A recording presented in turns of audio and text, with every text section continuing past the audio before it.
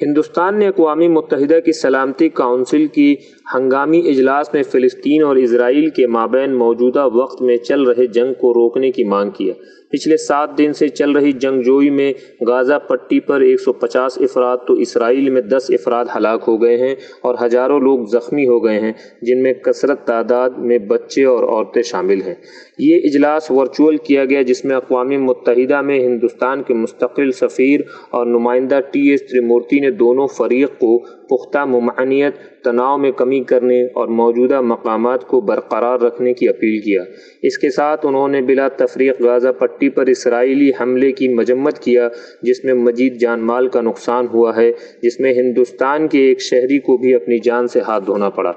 ترمورتی نے کہا ہے کہ ہم ایک بہتر مذاکرات کا ماحول چاہتے ہیں تاکہ اسرائیل اور فلسطین کے مابین مذاکرات قائم کیا جا سکے۔